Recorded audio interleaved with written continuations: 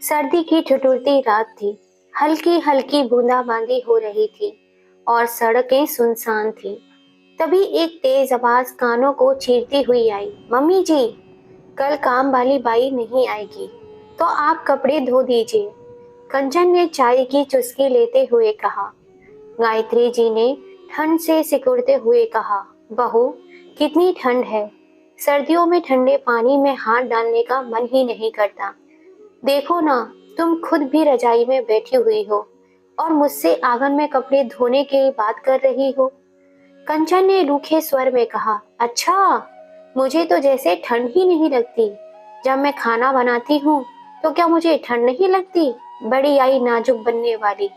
मैं तो कहती हूँ अगले महीने से काम वाली को हटा दीजिए।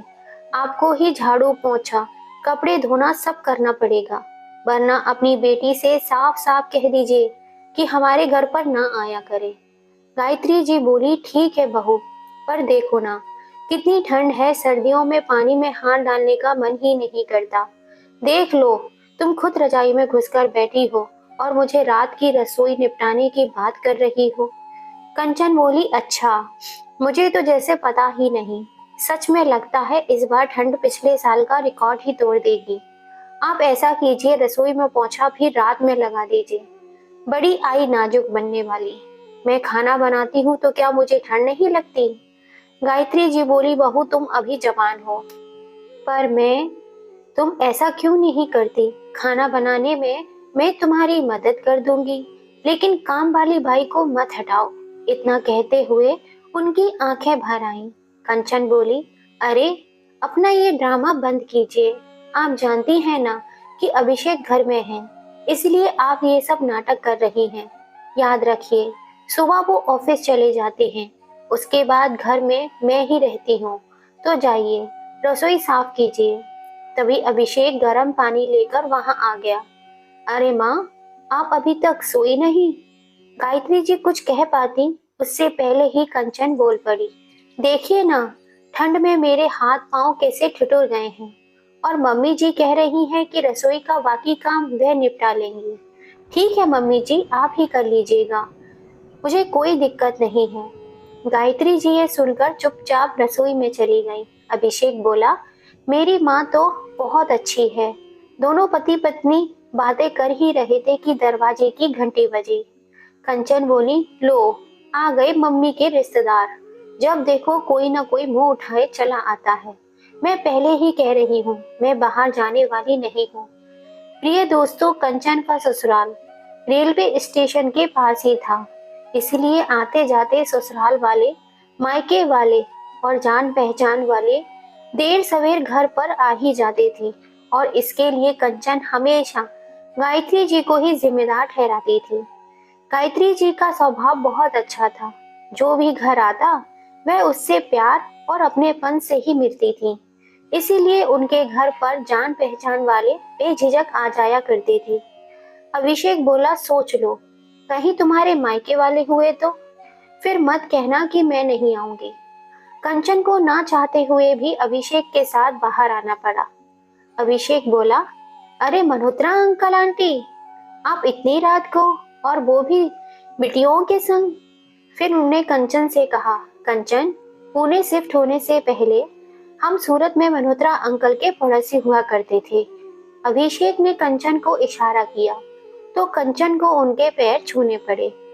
मल्होत्रा जी झिकझकते हुए बोले, माफ करना बेटी, इतनी रात को परेशान किया, लेकिन क्या करते, दिसंबर की कड़ाके की ठंड, ऊपर से घना कोहरा। सूरत की रात की ट्रेन सुबह आएगी। पहले सोचा होटल चले जाएं, पर दो साथ में जवान बेटियां हैं, यह सोचकर मन नहीं माना। फिर तुम्हारी सास का ख्याल आ गया तो हम तुम्हारे घर चले आए।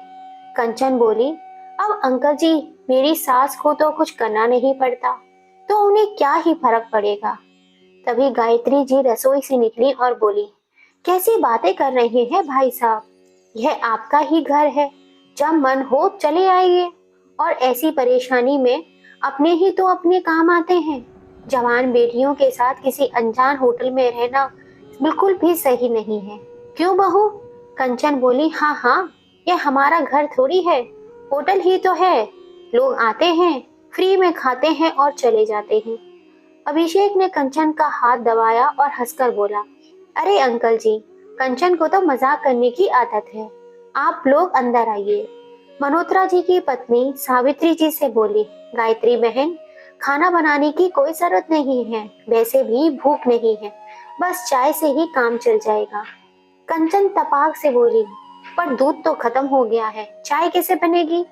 गायत्री जी मुस्कुराकर बोली, अरे कोई बात नहीं बहू, घर में नींबू तो है, मैं पानी बना दूंगी, पर खाली पेट थोड़ी ना सोने दूंगी। बस 15 मिनट में हल्का फुल्का खाना बन ही जाएगा, तो कुछ खाकर आराम से ही सोना। अभिषेक उन लोगों को दूसरे कमरे में ले गया। कंचन ने गायत्री जी का हाथ पकड़ा और उन्हें खींचते हुए रसोई घर में ले गई। मम्मी जी, ये कोई आने का वक्त है क्या? जो देखो मुंह उठाए चले आते हैं, और अपनी ये भोली सूरत आप सिर्फ मेरे सामने बनाती हैं। आपको क्या लगता है मैं उन लोगों के लिए खाना बनाऊंगी? अरे खाना बनाई मेरी जूती। जब वो खुद ही कह रहे थे कि उन्हें भूख नहीं है, तो बेकार में जिद करने की क्या जरूरत थी? हम पर आपका बोझ क्या कम है जो आप दूसरों को भी बुला लेती हैं? गायत्री जी बोली, बहू ऐसा मत बोलो, वो लोग अपना समझकर इतनी रात को हमारे दरवाजे पर आए हैं। कोई भी किसी के घर यूं ही नहीं चला जाता, और घर आए मेहमान का यूं अनादर नहीं करना चाहिए। तुम ही सोचो, भला दिन भर से उन्हें भूख नहीं लगी होगी?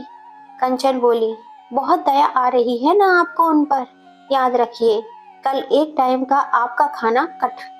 अब मेरा मुंह क्या देख रही हैं? जल्दी जल्दी हाथ चलाइए और मेरी मदद कीजिए। जल्दी जल्दी खाना बनाया। सबको खिलाने के बाद कंचन गायत्री जी से बोली, बहुत ठंड लग रही थी ना आपको 2-4 बर्तन धोने में, अब लो इतने सारे बर्तन खुद धो। तभी मल्होत्रा जी की दोनों बेटियों को रसोई की तरफ आते देख कंचन तुरंत बोली, अरे मम्मी जी, आप इतनी ठंड में बर्तन क्यों धो रही हैं? लाइए, मैं धो देती हूँ। गायत्री जी हैरान होकर बोली, बहू क्या तुम सच कह रही हो? तभी मल्होत्रा जी की दोनों बेटियां रसोई में आईं और बोली, भाभी बर्तन हम धो देंगे, आप थक गई होंगी, जाकर आराम कर लीजिए। गायत्री जी अब समझ गईं। वह मना कर रही थी, पर उन दोनों ने जबरदस्ती उन्हें भेज दिया और सारे बर्तन धो दिए। जाते वक्त कंचन ने गायत्री जी का हाथ जोर से दबाया और फुसफुसाकर बोली, सुबह जल्दी उठकर सबके लिए चाय नाश्ते की तैयारी कर लेना। उनके सामने मुझे कहने का मौका मत देना, वरना आपकी इतनी बदनामी हो जाएगी कि घर से निकलना मुश्किल हो जाएगा। बड़ी आई मेहमान नवाजी करने वाली, चलिए अब जाइए यहाँ से। गायत्री जी ने सुबह सुबह नाश्ता बनाया। फिर सबके उठने से पहले ही कंचन रसोई में आ गई और बोली, अब आप जाइए, मैं आपको परोस दूंगी। नाश्ता करके वह लोग कंचन को ढेरों आशीर्वाद देकर वापस चले गए। उनका प्यार देखकर गायत्री जी को अपने पुराने दिन याद आने लगे।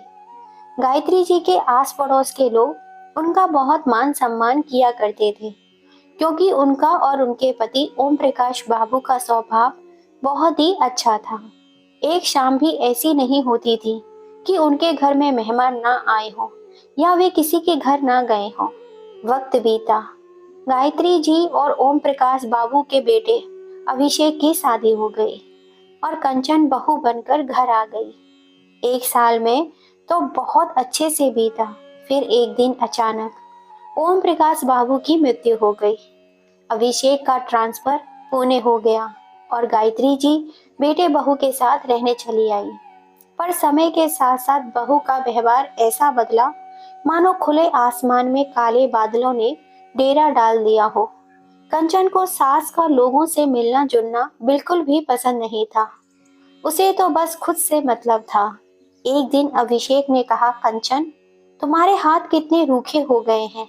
बस फिर क्या था, उस दिन से बर्तन धोना तो दूर की बात है, कंचन पानी का कोई भी काम नहीं करती थी और सारे काम वह गायत्री जी से यह कहकर करवाती थी, आपका बेटा कहता है पानी का काम मत किया करो, तुम्हारे हाथ बहुत रूखे हो जाते हैं। एक रोज गायत्री जी ओम प्रकाश बाबू की तस्वीर देखकर रो रही थी और कह रही थी, यह आप मुझे कैसी स्थिति में छोड़कर चले गए। अरे बेटा बहू अगर अच्छे हों तो समय फिर भी कट जाता है, पर यहाँ तो मैं बिल्कुल अकेली पड़ गई हूँ। कहाँ मैं दिन रात लोगों से घिरी रहती थी और आज अपने ही घर में कैदी बनकर रह गई हूँ। शाम का वक्त हो रहा था। कंचन गायत्री जी के कमरे में आकर बोली, मम्मी जी, क्या ये रोना धोना लगाकर मानूसियत फैला रखी है? सांझ का समय हो गया है, दिया बाती कीजिए। अरे बुढ़ापे में भगवान का नाम लीजिए और घर के काम कीजिए, तो पापा जी की याद भी नहीं आएगी। अब तो यह रोज की बात हो गई थी। गायत्री जी पूरे दिन घर के काम करती और कंचन से ज्यादा बस खाना बनाने में उनकी मदद कर दिया करती थी। समय बीतता गया और अभिषेक का ट्रांसफर अपने शहर सूरत में हो गया। मम्मी जी क्या सोच रही हैं? अरे जल्दी जल्दी हाथ चलाइए, उन्हें भी ऑफिस जाना है। अपने पुराने पड़ोसियों को खिलाकर भेज दिया तो क्या सोचा, घर का काम खत्म हो गया? मैं इनका टिफिन तैयार कर रही हूँ, तब तक आप उस कमरे की बेडशीट बदल दीजिए और कल के कपड़े धोकर बाहर डाल दीजिए। वक्त ऐसे ही गुजरता गया। एक रोज कंचन को उसके मायके से फोन आया। मैं परेशान थी। गायत्री जी बोली, बहू क्या बात है, तुम कुछ परेशान दिख रही हो। कंचन झुंझला कर बोली, आप तो रहने दीजिए, आप मेरी परेशानी क्या दूर करेंगी। गायत्री जी प्यार से बोली, बात क्या है, एक बार बताओ तो सही। कंचन बोली, मेरे पापा को एक हफ्ते के लिए ऑफिस के काम से सूरत जाना है। होटल तो ऑफिस वाले दे रहे हैं, पर खाने की परेशानी है। पापा को ब्लड प्रेशर की दिक्कत है और बाहर का तला भुना खाएंगे तो ब्लड प्रेशर बढ़ जाएगा। मम्मी भी पापा को लेकर बहुत परेशान है, लेकिन जाना भी जरूरी है। समझ में नहीं आ रहा क्या करें। गायत्री जी बोली, अरे इसमें परेशान होने वाली क्या बात है। याद है तुम्हें, कुछ महीने पहले मनोत्रा भाई साहब हमारे घर आए थे। तुम्हारे पापा के खाने की व्यवस्था तो वे लोग कर देंगे। कंचन आश्चर्य से बोली, वो जो देर रात आए थे? हाँ हाँ वही, लेकिन एक हफ्ते के लिए कोई अनजान किसी को क्यों खिलाएगा? बहू, हम बहुत पुराने पड़ोसी थे और वो लोग रिश्ता निभाना जानते हैं। आजकल की पीढ़ी की तरह नहीं। अगर सब नफा नुकसान देखेंगे तो रिश्ते कैसे निभाएंगे? और समधी जी अनजान कैसे हुए? वह तो घर के सदस्य ही है ना। मैं अभी मनोत्रा जी से बात करती हूँ। कंचन हैरानी से अपनी सास को देख रही थी। गायत्री जी ने मनोत्रा जी को फोन लगाया। मनोत्रा जी बोले, भाभी आपने हमें ऐसा बोलकर पराया ही कर दिया। हम हैं तो उन्हें होटल में रहने की क्या जरूरत है।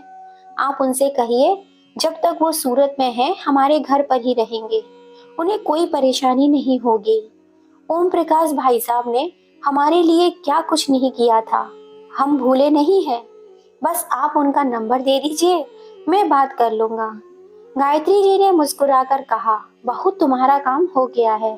कंचन तुनक कर बोली, आपने कोई इतना बड़ा काम नहीं किया है जो मुझे सुना रही हैं। अब आपके रिश्तेदार आते हैं तो उन्हें कौन देखता है? गायत्री जी ने सोचा, बहू की आंखों में तो पानी ही नहीं है। इसे सही रास्ते पर लाने के लिए कुछ ना कुछ तो करना ही पड़ेगा।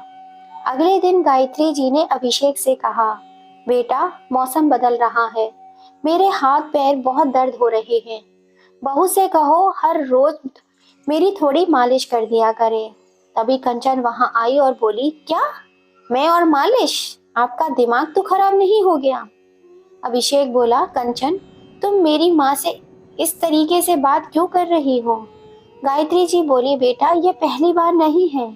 बहू मेरे साथ आज से नहीं, तुम्हारे बाबूजी की मृत्यु के बाद से ही ऐसा व्यवहार कर रही है, पर मैं इतने दिनों तक चुप रही। शायद इसे रिश्ते की मर्यादा समझ लो, लेकिन यह तो बस अपना नफा नुकसान देखकर रिश्ते निभाती है। अब मुझसे और बर्दाश्त नहीं होगा, बेहतर होगा तुम अपनी गृहस्थी अलग बसा लो। कंचन गुस्से में बोली, क्या मतलब अलग गृहस्थी बसा लो? दिक्कत आपको है तो आप इस घर से चली जाइए। आज गायत्री जी के सब्र का बांध टूट गया था। उन्होंने गुस्से में कंचन को एक जोरदार थप्पड़ जड़ दिया और गरज कर बोली, बहुत दिन तुम्हें बहुत समझकर प्यार से समझाती रही, पर तुम, अरे तुम्हारी जगह मेरी बेटी होती तो एक गाल की जगह दोनों गाल लाल कर दिए होते मैंने उसके। क्या यह घर तुम्हें दहेज में मिला है या तुम्हारे पति ने खरीदा है? तुम भूल रही हो, यह घर मेरे पति का है। घर का राशन पानी सब उनकी पेंशन से आता है। मैं सोचती थी बेटा इतना अच्छा है तो बहू बुरी बन ही नहीं सकती, लेकिन तुमने तो उसकी अच्छाई का भी फायदा उठा लिया। अभिषेक चौंक कर बोला, माँ, आपने मुझे आज तक यह सब बताया क्यों नहीं? गायत्री जी ने ठंडी सांस ली और कहा, बेटा मैं नहीं चाहती थी कि तुम दोनों के बीच मेरी वजह से तनाव हो, पर जब घी सीधी उंगली से ना निकले तो उंगली टेढ़ी करनी ही पड़ती है।